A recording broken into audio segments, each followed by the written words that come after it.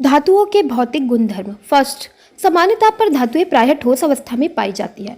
पारा और सीजियम मात्र एक ऐसी धातुएं हैं जो धातु होते हुए भी द्रवावस्था में पाई जाती है। सेकेंड, धातुओं को पिटने पर वह चादर के समान फैल जाती है, उनका यह गुण आघातवर्धनीयता कहलाता है। थर्ड, तन्यता। धातुओं को खींचकर उनके तार बनाए जा सकते हैं, यह गुण तन्यता कहलाता है, जैसे तांबे का तार, एल्यूमिनियम, चांदी, सोने का तार। फोर्थ, धातुओं में धात्विक चमक पाई जाती है। फिफ्थ, धातुओं के गलनांक और क्वथनांक उच्च होते हैं। सिक्स्थ, धातुएं उष्मा विद्युत की सुचालक होती है। सेवंथ, धातुओं में धात्विक ध्वनि पाई जाती है। अधिक सक्रिय धातु जैसे सोडियम, पोटेशियम तथा लिथियम ऑक्सीजन के साथ शीघ्रता से क्रिया करती है।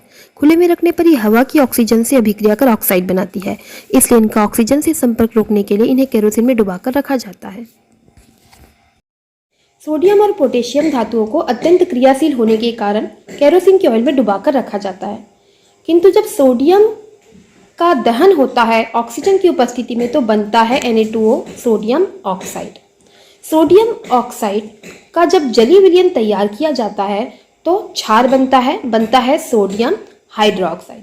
इस प्रकार हम देख सकते हैं कि धातुओं के ऑक्साइड क्षारीय प्रकृति के होते हैं। एक क्रियाकलाप हेतु मैग्नीशियम के फीते का 3-4 इंच लंबा टुकड़ा लेंगे, उसे तनु एसिड में डुबाकर उसके ऊपर जमी मैग्नीशियम ऑक्साइड की सफेद परत हटा लेंगे। यदि तनु एसिड में ज़्यादा देर डुबा के रखा जाए तो मैग्नीशियम अम्ल से क्रिया करेगा, अतः उसे कम समय के लिए डुबाएंगे। उसके पश्चात उसे फिल्टर पेपर से सुखाएंगे और चिमटी से पकड़कर स्प्लिट लैंप की सहायता से गर्म करेंगे। मैग्नीशियम फीते के जलने पर बने सफेद रंग के धुएं जो कि मैग्नीशियम ऑक्साइड का होगा, उसके समीप गीला लिटमस पेपर ले जाएंगे और उसकी प्रकृति की जांच करेंगे कि वो अम्लीय है या क्षारीय। सामान्य ताप पर जिंक, लेड और एल्यूमिनियम धातुएं भी वायु की ऑक्सीजन से अभिक्रिया करके ऑक्साइड बनाती है, जो इन धातुओं की सतह पर पतली परत बना देती है। यह परत धातुओं को ऑक्सीकृत नहीं होने देती। चित्रानुसार मैग्नीशियम के फीते का दहन करेंगे। इस तरह जब मैग्नीशियम का दहन होता है अर्थात मैग्नीशियम की ऑक्सीजन के साथ क्रिया होती है तो बनता है मैग्नीशियम ऑक्साइड। मैग्नीशियम के फीते के जलने पर बने सफ़ेद रंग के धुएं के समीप जब गीला नीला लिटमस पेपर ले जाया जाता है तो नीले लिटमस पेपर का रंग नहीं बदलता, किंतु मैग्नीशियम फीते के जलने पर बने सफ़ेद रंग के धुएं के समीप गीला लाल लिटमस पेपर ले जाने पर लाल लिटमस पेपर का रंग नीला हो जाता है, जिससे पता चलता है कि मैग्नीशियम ऑक्साइड की प्रकृति क्षारीय होती है। धातुओं का वायु में दहन में हम आगे देखते हैं कि सामान्य ताप पर जिंक, लेड और एल्यूमिनियम धातुएं भी वायु की ऑक्सीजन से अभिक्रिया कर ऑक्साइड बनाती है। इन धातुओं की सतह पर ऑक्साइड की पतली परत बन जाती है। यह परत धातु को और ऑक्सीकृत नहीं होने देती। जैसे कि हम देख सकते हैं कि जिंक जब ऑक्सीजन से क्रिया करता है तो बनता है जिंक ऑक्साइड, ZnO, इसका नाम है जिंक ऑक्साइड।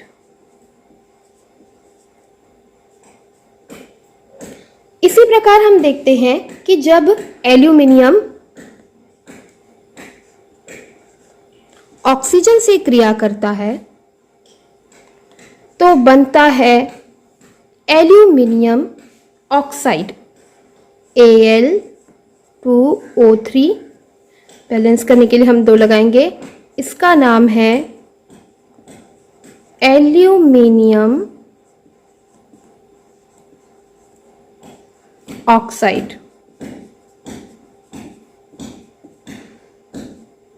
Aluminium oxide. अधिकतर धात्विक ऑक्साइड क्षारीय प्रकृति के होते हैं। कुछ ऑक्साइड जैसे जिंक ऑक्साइड तथा एल्यूमिनियम का ऑक्साइड उभयधर्मी होता है। यह अम्ल और क्षार दोनों से क्रिया करके लवण और जल बनाता है।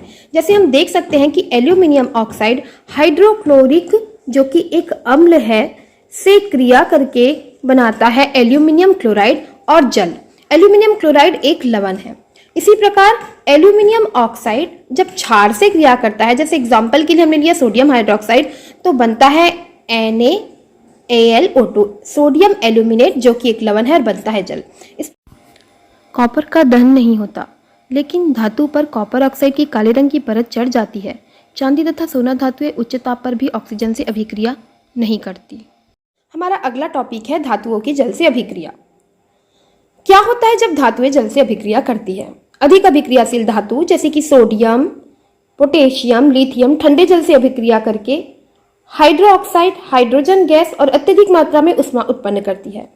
इस अभिक्रिया में ऊष्मा उत्पन्न होती है या मुक्त होती है या कह सकते हैं कि उत्सर्जित होती है, अतः ऐसी अभिक्रिया ऊष्माक्षेपी अभिक्रिया कहलाती है। इस समीकरण में हम देख सकते हैं कि सोडियम जल से क्रिया कर रहा है, सोडियम, पोटेशियम, लिथियम जो अधिक क्रियाशील धातु है वो ठंडे जल से क्रिया करती है। ठंडे जल से क्रिया करती है। जो सोडियम है वो ऑक्सीजन और हाइड्रोजन से क्रिया करके बनाता है सोडियम हाइड्रोक्साइड। सोडियम हाइड्रोक्साइड बनाता है। बैलेंस करने के लिए हम यहाँ 2 लगाएंगे। हम देख सकते हैं कि सोडियम एक ऑक्सीजन और एक हाइड्रोजन लेकर बनाता है सोडियम हाइड्रोक्साइड, प्लस मुक्त होती है हाइड्रोजन गैस और मुक्त होती है ऊष्मा। मैग्नीशियम जैसे कम अभिक्रियाशील धातु ठंडे जल के साथ मंद गति से क्रिया करती है, किंतु गर्म जल के साथ या जल वाष्प के साथ तेजी से क्रिया करती है। मैग्नीशियम गर्म जल के साथ क्रिया करके बनाती है MgOH ट्वाइस अर्थात मैग्नीशियम हाइड्रोक्साइड और मुक्त होती है हाइड्रोजन गैस। एल्यूमिनियम, आयरन और जिंक जैसी धातुएं न तो ठंडे जल से क्रिया करती है और न ही गर्म जल से भी क्रिया करती है। ये जल वाष्प के साथ तेजी से क्रिया करती है और बनाती है अपना ऑक्साइड और मुक्त होती है हाइड्रोजन गैस। हम देख सकते हैं कि एल्यूमिनियम यहाँ पर जल के वाष्प के साथ क्रिया करती है और Al2O3 अर्थात एल्यूमिनियम ऑक्साइड बनता है और मुक्त हो रही है हाइड्रोजन गैस। इसी प्रकार हम देख सकते हैं कि आयरन मतलब लोहा भी जल के वाष्प के साथ क्रिया कर रहा है और बनता है Fe2O3 अर्थात आयरन का ऑक्साइड प्लस मुक्त होती है हाइड्रोजन गैस। उपरोक्त अभिक्रियाओं से हम इस निष्कर्ष पर पहुंचते हैं कि धातुएं जल से अभिक्रिया करके हाइड्रोजन गैस मुक्त करती है।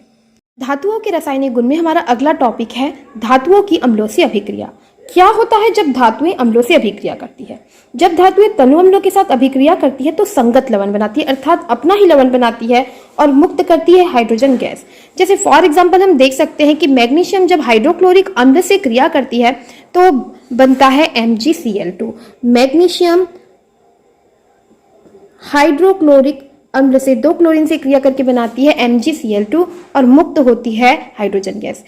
इसी प्रकार हम देखते हैं कि जो जिंक है वो भी हाइड्रोक्लोरिक अम्ल से क्रिया करता है और बनता है जिंक क्लोराइड।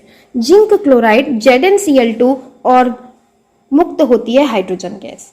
इस प्रकार हम देखते हैं कि मैग्नीशियम, जिंक, इसके अलावा जो आयरन है वो भी तनु अम्लों के साथ क्रिया करके संगत लवण बनाती है और मुक्त करती है हाइड्रोजन गैस। किंतु क्या सभी धातुएं अम्लों से इसी तरह क्रिया करती है? नहीं, सभी धातुएं अम्लों से इसी तरह क्रिया नहीं करती। सक्रियता श्रेणी में अधिक सक्रिय धातु से कम सक्रिय धातु की ओर जाने पर अम्ल के साथ उनकी क्रियाशीलता कम हो जाती है। सक्रियता श्रेणी में हम जैसे जैसे नीचे जाते हैं कम क्रियाशील धातु हमें मिलती जाती है और अम्लों के साथ उनकी अभिक्रिया की गति भी कम हो जाती है। सबसे कम क्रियाशील धातु जैसे कि सोना और प्लेटिनम तनु अम्ल के साथ अभिक्रिया ही नहीं करती। अगर हम तांबे की बात करें अर्थात कॉपर, तो तांबा जो है वो नाइट्रिक अम्ल से क्रिया करता है और बनाता है कॉपर नाइट्रेट। हम देख सकते हैं कि कॉपर HNO3 अर्थात नाइट्रिक अम्ल से, HNO3 है नाइट्रिक अम्ल, नाइट्रिक अम्ल। तो जो तांबा है वो HNO3 से क्रिया करके बनाता है CuNO3, CuNO3 का ट्वाइस और ये बनता है कॉपर नाइट्रेट प्लस मुक्त होती है NO2 अर्थात नाइट्रोजन गैस और बनता है जल। सोना और प्लेटिनम धातुएं सिर्फ अम्लराज से क्रिया करती है। 3 भाग सांद्र HCl अर्थात हाइड्रोक्लोरिक अम्ल तथा 1 भाग सांद्र HNO3 अर्थात सांद्र नाइट्रिक अम्ल मिलकर बनता है अम्लराज।